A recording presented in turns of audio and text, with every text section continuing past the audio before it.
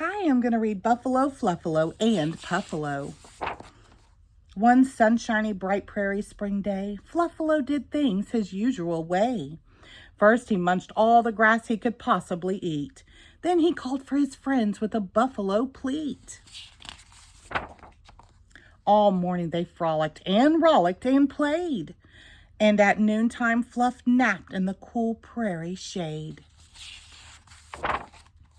Then he set off alone for his afternoon wandering, for quiet buffalo roaming and pondering.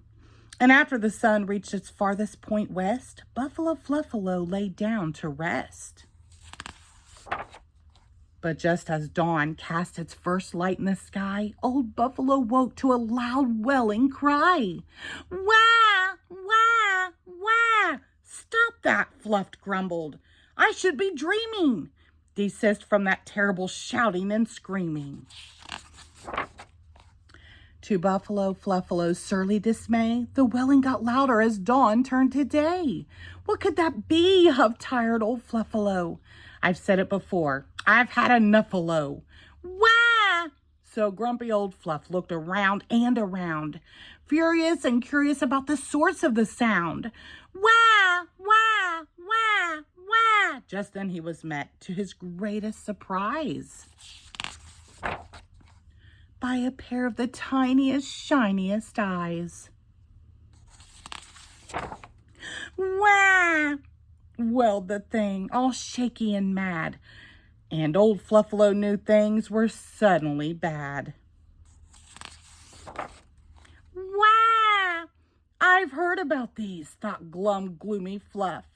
It's a newly born squishily buffalo puff. Thank goodness, by then his friends gathered to see what the rattling, noisy, loud racket could be.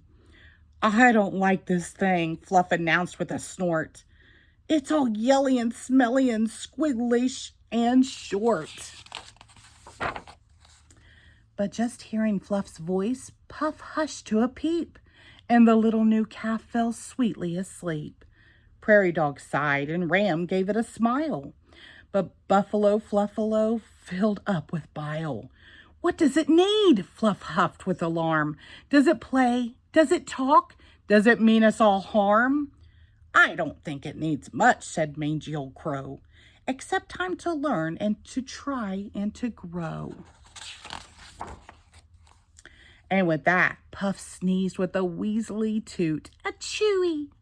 And old Buffalo realized he's a tiny bit cute. As the blue breezy spring turned to summery hot, Puff learned to trip and to slip, then to gallop and trot. In the mornings, Fluff taught him to eat the right plants and to keep his small Puffalo tongue from red ants.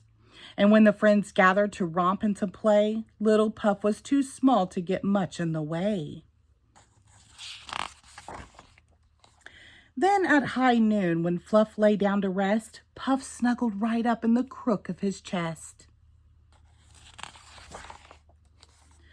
And when Fluff set off for his long, lonesome strolls, he let Puff tag along over valleys and knolls. Puff asked him about the moon and the clouds, and why lightning was quiet but thunder was loud. Sometimes Fluff would answer, and sometimes he would not. But no matter the chatter, Puff loved him a lot.